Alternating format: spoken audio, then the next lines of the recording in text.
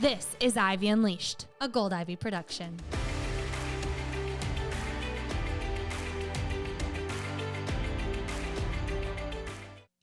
Welcome back to Ivy Unleashed. Thank you for joining us. We are here in black and white, which I think we do this a lot. We do. We complement each other. We're the yin and the yang, and today what we're going to talk about is kind of gonna resemble that too in how things are currently going. And we want to talk about 75 Hard. We both are within this challenge, learned a lot within our experience. A lot of people have been saying, keep us posted. I want to know how it's going. What day are you on? All these things. And we don't post a ton about it, but we're deep in it and feeling a lot of feelings from it, from an extreme challenge like this. We want to get into that, but we also want to just talk about and highlight the fact that life is hard, and it's especially hard in certain parts of the world that we don't live in. I was thinking about this the other day and talking with Justin about it, how, like, what are the odds that we're born in this country and then also in this state or a region of the U.S. that's so safe? Like, there's no hurricanes in the Midwest, and, we got some tornadoes here or there, but we're pretty safe. Like, I feel like I'm in one of the safest places, neighborhoods, and it's such a privilege to live where I live. And we just want to send out love to the Middle East. We want to send love out to people that are grieving and scared, that don't feel safe. It's easy for us to talk about things and challenges when we have the privilege to be in a comfortable, safe place. And so self-growth is it's a privilege. Some people are thinking about survival, and some people are feeling like, let me try and drink a gallon of water, So just some perspective. We're very aware of what's happening in the world and how big of a privilege it is to be here talking with you. We're grateful that you're listening and that you're in a space for self-growth too. Well said. Thank you. Yeah, and yes, we want to send love to everyone all over the world, but also those that are hurting, that are struggling with illness, whether it's the world or your unique situation. Andrea and I, we do talk about our struggles, and our struggles are unique, and everyone's struggles are unique to themselves. And we just want to acknowledge that and know that our mission here is to be a light for you, that we share what we're going through in hopes that it inspires you to take better care of yourself. We can't hear that enough, that your business, your family, your dreams and hopes and fill in the blank doesn't matter if you're not okay. And we feel that all of the time. When we're off, we feel how it affects our business and our relationships and our finances. And so this is the opportunity that we have each week to be in your AirPods, in your car, letting you know that it's important and giving you permission to take care of you. Yeah, everybody struggles in some way, no matter where you live. Like, we all have mental health struggles, and pain is pain. Suffering is suffering. And it's important that, yes, it may be tougher in another area of the world, but if you're struggling, it has to be the priority. Like, it has to be something that you focus on. And so that's why a lot of our episodes are really just about mental health. And we keep getting asked what we do lately because we've been at expos and talking with people and pitching our brand. And, we know we can't have one without the other. We need to have our physical health. If you don't have your physical health, you have nothing, because you're dead or you're really sick. And that in turn affects your mental health. And if you're not focusing on, what Brooke and I are about to talk about, yes, it's a physical health challenge as far as like workouts and drinking water and things. But it's a huge mental toughness journey, and it challenges you in ways that we really want to explore and talk with you about what we've learned, what we're experiencing in real time as we've kind of pushed ourselves to new limits. Yeah. One of us is still doing it. One of us is not, has failed. And so we'll get into that. But first... also, can we not say failed? One of us is not doing it anymore. Yeah, fair. Okay, you didn't fail anything. Okay. All right, way to tell them who it is. Spoiler alert! But I just want to explain to the people who aren't familiar what 75 Hard is, because it is pretty a niche spot in the internet, I would say. So Andy Frisella is a big personal development guru, business entrepreneur, CEO of First Hard Form. ass. Oh my god. Hard ass. He's great. He's the guy who I want to listen to when I'm like, get your shit together. So he created this challenge based on a bet that he made with buddies, and it's 75 days of 2 45-minute workouts. One has to be outside. You read 10 pages every day. So these are things you do every day for 75 days. 10 pages of a personal development book. You take a progress pic. You drink a gallon of water. What am I missing here? You have to be on some type of diet you Yes. choose where it's basically just leaning you towards healthier options. Yes. No alcohol and no cheat meal. So you have to stick to the diet. So you've got your water, your exercise, your self-growth, and your nutrition. And you track these things for 75 days. I made it today, 44. And I would still be doing it. Most challenges are 30 days. They are. Yeah. They are. And his reason for doing it is it's a mental toughness challenge. And the reason that I did it was for discipline. I do all of these things. I'm a health coach. Health is my world. I love movement. I love eating healthy. Like, because of my health journey, I've had to do these things. And so it wasn't that it was really hard for me. I would say the hardest part was fitting in the 2 workouts. Like, we both walked in the pouring rain and had to get up early and lost sleep over it and whatnot. But the reason I did it is because I know if I'm really focused and disciplined in my personal life and in my health, it is going to waterfall into my finances, into my business. When you're taking care of yourself this well and you're pouring into you, you're not having alcohol, you're eating clean, you are more clear-headed. You are more focused, aware of where you want to be in life and what you want to be spending your time doing. And so I knew that by doing this, my goal was that it was going to help the business. It was going to help me financially, and it was just going to help me feel really freaking confident with myself. And it did all of those things until it didn't. Why did you do it? I'm curious. Well, I think for me, it was just like, it's kind of like childbirth. Like, it sounds so weird, but I didn't get an epidural also because of like how things progress with my births, because I wanted to see if I could do it. It was like just ego. Just like, can I do it? Am I tough enough to do this? Shoot me up. Which with my third, I did get an epidural before I pushed, and I see why they're made.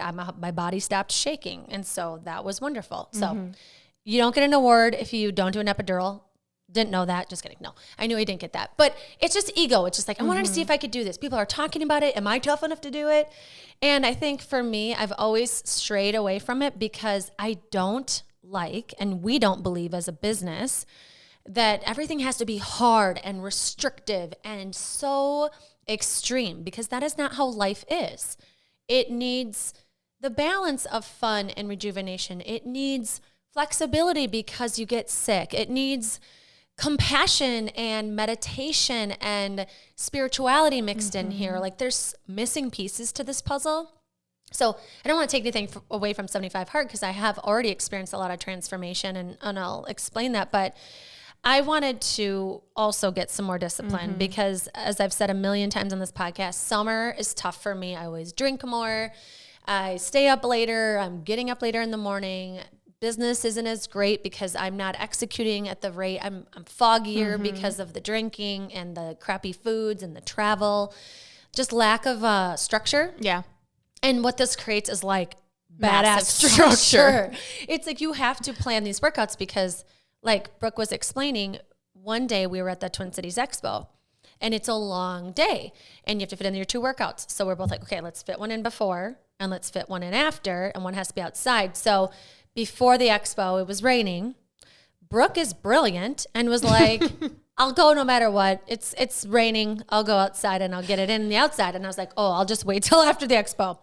Turns out after the expo was a torrential downpour, crazy winds, and like flooding in my neighborhood. Which is tough because, like, as you're saying these things, I'm like, we do not condone this. We do not support you walking outside in dangerous weather. People were concerned. People were very concerned. Yes. And there is a level of, okay, I know my limits. I will be fine. And we did it. We survived. And maybe we're fine. I don't know. Still up for debate. Asterisks. Andy Frisella also says, like, if there's flooding, if there's a tornado, please don't. And my husband did leave the home at 10:30 to come check on me. Wait, he says, please don't. So does he recommend then you start back at day 0? He's just saying, like, please don't die on my behalf. It's like a safety for him. Yeah, yes. for sure. But he's also like, you know your limits. Like, just don't be absolutely dumb about this, but like get outside in the rain and the sun, you know? But like still do it. You're fine. Yeah. So yeah, Justin did come out to make sure I was okay. And he was like, what did he say? You're ridiculous, out the window. And I was like waving and smiling because I couldn't actually hear him because I had my AirPods in, listening to Andrea Frisella. So anyways, the reason I did it was basically, or am doing it because I'm on day 16 right now, the beginning of October. And I am showing myself every day that I can follow through on things. And you can do this in any way for yourself, but having something, if you feel like, God, I just keep not following through, having something with a lot of structure sometimes can give you that, really flex that discipline muscle. And I'm learning people are really intrigued by it. They want to hear about it and they want to know how it's going and they're curious and they're, you know, it's something that's positive to talk about that's taking care of yourself. Yeah. And as health coaches, like, we are obsessed with the challenge. And I think really when it comes down to reflecting back on why I did it, I was entering wedding season and I'd always thought about it. We were seeing it a lot and I wasn't feeling the greatest because it was wedding season. It was summer, you're drinking, you're not as structured as we've been saying. And I knew that it was almost like if I had this, I'm doing this challenge, I didn't have to say I'm not drinking because I don't like to drink. It was like an excuse that people would respect, which is really messed up when you think about it. But it's how our culture is.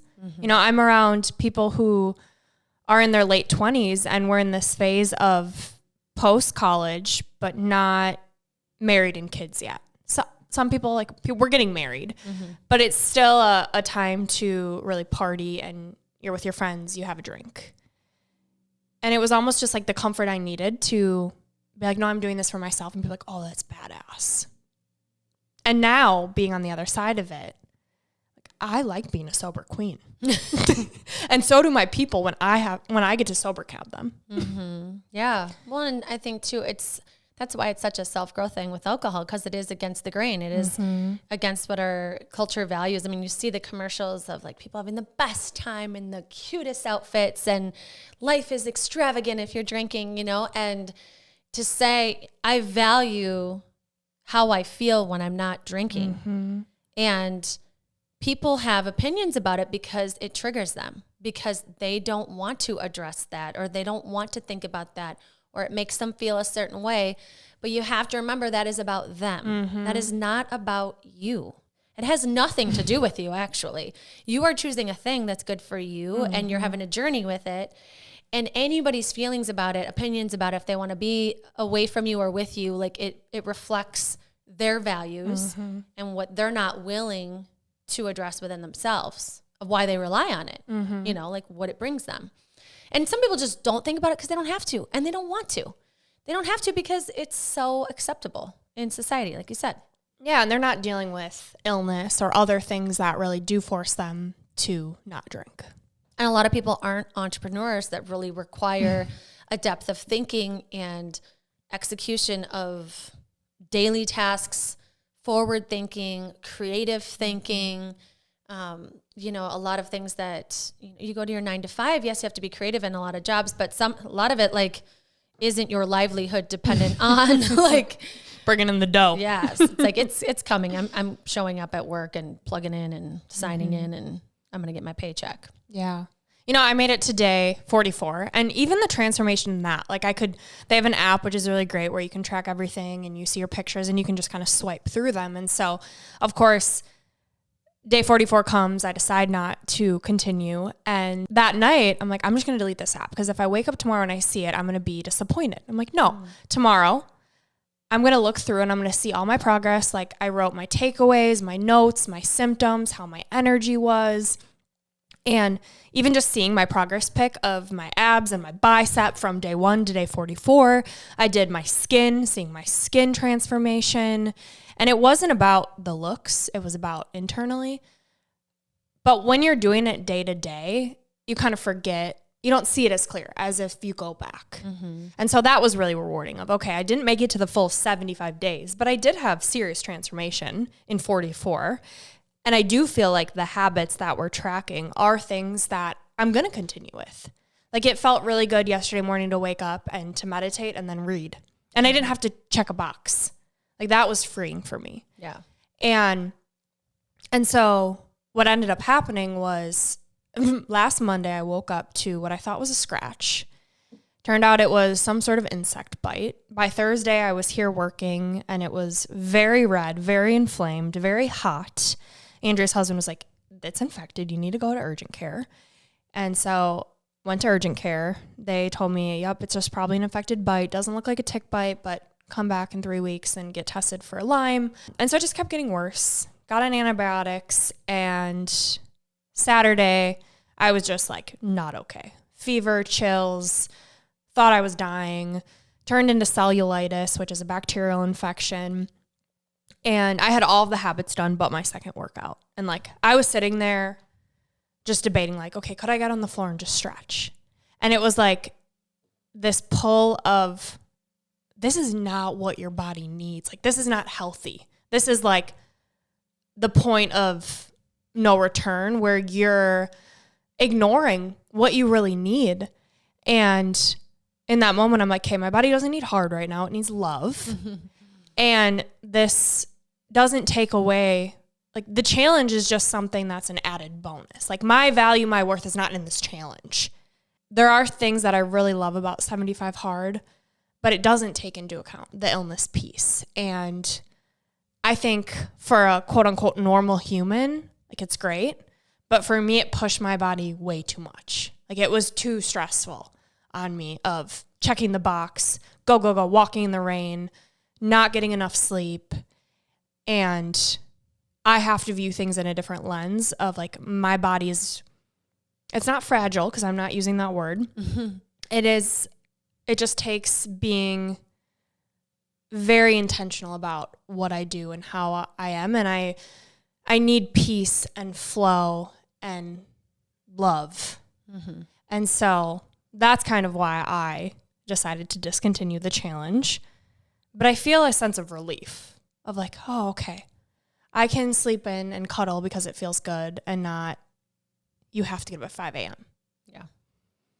Yeah, I think it's so important too, as you know, entrepreneurs that are creating challenges for people to have this experience, because a lot of people that follow us have a chronic illness or gut health issues where your body is fighting bacteria, it's fighting parasites, it's fighting inflammation, whatever you want to call it, and it's this added energy and focus for that just depletes you faster than the normal human being. It just does. I don't want to say normal, but like the average person doesn't have these things that are taking energy from them to be okay. Right. You know, yeah. Like for me, I love exercising twice a day. I'm like, great, I have an excuse to do this again. Sweet, you know? Mm-hmm. And it's just like my body doesn't need that extra energy to help me function, you know? And I think that's important to think about too, is if you're going to create your own challenge or you're going to partake in one of the Gold Ivy challenges, like we are going to weave in rest. We are going to weave in play so that you can rejuvenate and look forward to a time where you're not pushing for the workout. You know, it's like you don't have to think about a workout a day or two of the week. You know, we want you to move your body and get outside and all of that, but that is not going to be any type of failure. Like we're not even using that word. Yeah. Brooke threw out that word. I'm like, whoa. You did not fail a thing. Like this is success of learning something where you see what the challenge is, you crushed it, and then you have the decision to prioritize your health or your ego to check a box so you don't lose your streak, right? And so now the question is, you know, where'd the discipline go? What did we learn in this? What are we, you know, and I say we, what are you, like, what did you take away spiritually with your mental health during this? Like, what epiphanies did you have that you're like, I'm glad I did it. I learned these things. Like, what are you taking from that? I think the confidence piece is a big one. The clarity of what makes me feel good and not negotiating that, you know, of almost the slowing down to think before you agree to things. Like I still had the chances to drink alcohol and I just didn't want to. Or eating foods that, so for my diet, I did foods that came back on a test that I did that showed it made me inflamed. And so a sensitivities to certain foods. So I chose to stay away from those foods. I still want to stay away from those foods. And so it's more not having to explain why I'm doing things and being at peace of, okay, I love yoga. And like during this challenge, I was lifting heavy because I wanted to grow a booty and look ripped. And, and I'm like, oh, okay. I really just need yoga and I love that. And that's okay. And I can still strength train, but in a way that isn't so hard on my body. I think it's just learning more about what makes you feel good and the ego piece of if I have to check it a box, it almost takes the benefits away from me because I get way too into it. And maybe it's just right now where I'm at. But moving forward, what I want to do is what feels good and fully be present and do that thing. Do you feel like you're making progress towards not getting upset or defensive when people ask you why you're doing things or not doing things? Yeah. I also think it's, we just released an episode on gut health, and it's different when you're in it and you're talking about it. And then when you take a step back and you hear yourself, like this is 7 years in the making of me turning the deepest, darkest points of my life into now helping other women. And so there's that imposter syndrome that comes with it. There is that I'm following all these doctors and I don't sound like them and I'm not a functional doctor. So who am I? And I'm doing these healthy habits that make me so clear-headed that I do feel confident that I have something to offer and that I can help people. Mm-hmm. So to answer your question, it's the clarity that it's brought me, the energy, the confidence, and that I can be at peace and flow and ebb and slow down and kick ass at my career. It doesn't have to be an or. It doesn't have to be so structured. Mm-hmm. It's the letting go of the expectations of how things should be. And yeah, I think any challenge you do when you're so focused on your self-growth and your health and your well-being spirals into your mental health. And there's going to be transformations that you didn't even think, you didn't expect. Mm-hmm. I'm having that right now. Like this is like a spiritual journey for me. Like it's wild what has happened in 16 days. Like I strategically started after a bachelorette party because I was like, I know I want to drink at that. No shame in that. I was like afraid to say that. I'm like, whatever. Like there's experiences you want to drink at and there's nothing wrong with that. Doesn't mean you have to at them in the future or, you could choose not to. But for me, I really wanted to be able to drink when I was at that party. So I waited till the following Monday. And so right now it's been, 15 full days are checked off. Mm-hmm. And within the 15 days, I was explaining this to Justin yesterday. It's like, there is a clarity. You mentioned that. And that's a huge word. There's a clarity that comes when you are not exhausted from alcohol and the fog it creates in your brain of like, intentionally you like the fog because you want to stop thinking so much. Like it's exhausting to think so much. So people like a glass of wine because then they think less and they care less. And it's just, it eases you because we worry and we're parents and we're students and we're trying to plan a wedding or, whatever it may be. And it's exhausting. So we just want a damn glass of wine to like turn it off for a second. And there's no shame in that, right? But there is a lesson in when you don't have that coping mechanism, what do you turn to? What happens? It's this clarity. And what also happens, and Catherine kind of talks about this, is that alcohol can be an energy block. Mm-hmm. What I'm learning that block is, it's like, the word is energy she uses, but I think it's like your spiritual well-being is also blocked because you're caring less. I also think it like turns off your ability to hear God or your, whatever you call it, universe, to hear your calling, to hear your fill in the blank. To hear what you want. Right.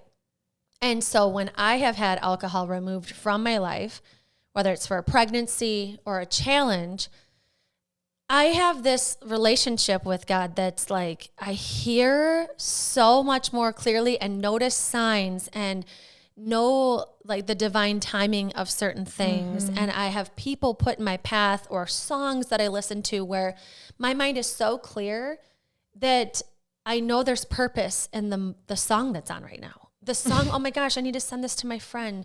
She would love to hear this song in the midst of grief. Like, how helpful could that be?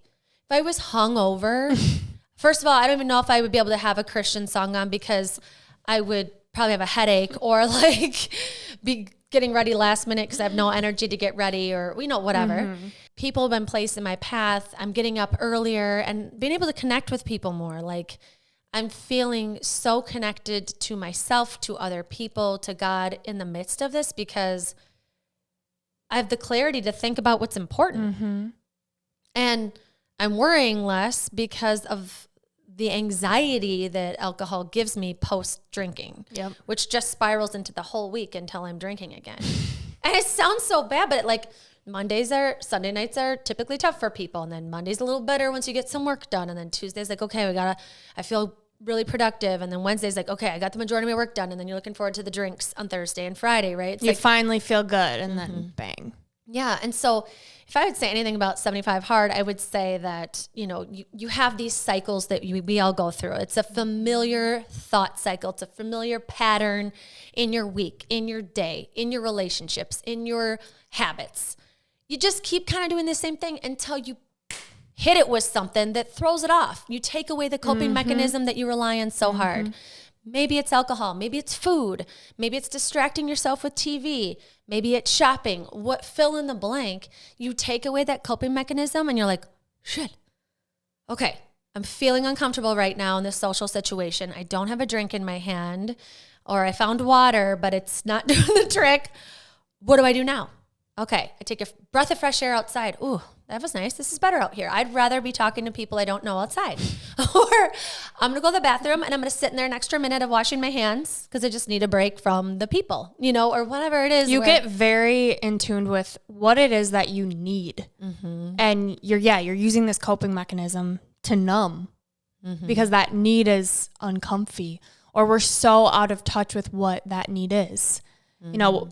I didn't have alcohol, and then I didn't have the reliance and comfort of food because I had to eat super healthy. And so for me, it was the shopping and the buying things to feel better. And this challenge too helped me see, no, you don't need these things. What you really need is connection, or you need to frickin' sleep and rest and not feel the need to be doing something. Mm-hmm. And I think this challenge, 75 Hard or whatever challenge you're doing, it serves you if you let it. And it serves you depending on where you're at. For me, I already don't drink. I already eat pretty healthy. And so these boxes were just causing me more stress. And would I still be doing this if I didn't have cellulitis and a terrible infection? Yes. And so what I'm hearing you say is you almost need that permission or that reason of, okay, I'm not drinking right now because of this, and I have to eat this way because of this. And when your body and your mind isn't used to that, all of these like possibilities and these callings and these, I call them downloads, where you're so clear and you can actually hear the message that the universe, God, whoever you believe is trying to send you. And there's been so many of those nuggets throughout this challenge that I hear those that, we were at the expo and we met this man and he said, I'm feeling an energy. Who's Elizabeth? And it was my grandma. And he said, you need to call her. I said, she's dead. He said, she's with you. You need to meditate on her. And he just walked away. And Andrea and I were like, what the hell?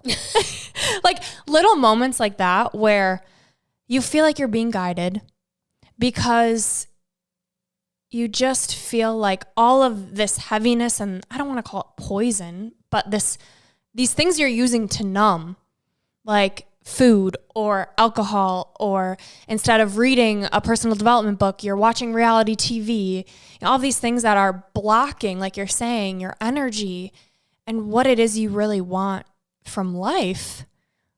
When you have this kind of structure and it's maybe new for you, or you haven't done these things in a while, it is like, it's enlightening. Mm-hmm. And that's why we're always going to have a challenge, because sometimes you need something outside of yourself to help you check a box. That's like, ours will be a little bit different than 75 Hard in a way that's like very holistic, very full mind-body connection, spirituality weaved in. And we've created a challenge, right? Right now we are going through the ultimate reset with our Move members and on our Facebook group for support. And it's things that you're adding in every day to support you, but it's a way of life. It's sustainable. Like that's what we felt like was missing from 75 Hard is what about when you really, really need rest?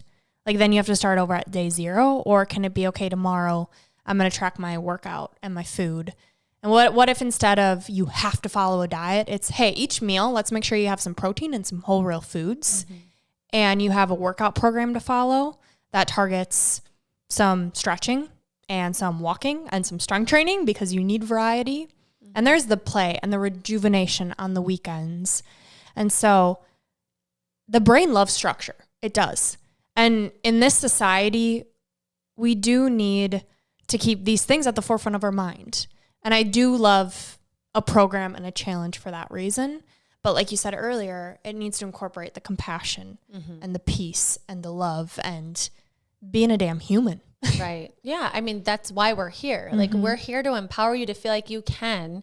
And if you need ideas, we have them. You know, within this Ultimate Reset, we provided 100 habits to help you out so that like sometimes you don't want to be told exactly what to do, but you want ideas because life's exhausting and you want the variety and you want to try new things, but you know, sometimes you don't want people telling you what to do. Sometimes you need some ideas or whatever. And so just know that, you know, as you follow along on any social platform at Gold Ivy Health Co., that our mission is to help you feel supported and the compassion Brooke's talking about, and that it's not always go, go, go. And we don't even want that. We're saying too, like this slowing down, not drinking, it's slowing down time. Because when you're drinking, you're in like a time suck. Like, where did the last 2 hours go? Or you black out and you don't even remember. Or you sleep in because you're tired from drinking, but it's low quality sleep. And then you lose more time of your day because you got to take a nap later because you never got good sleep. Like, this gives you time back. It really does.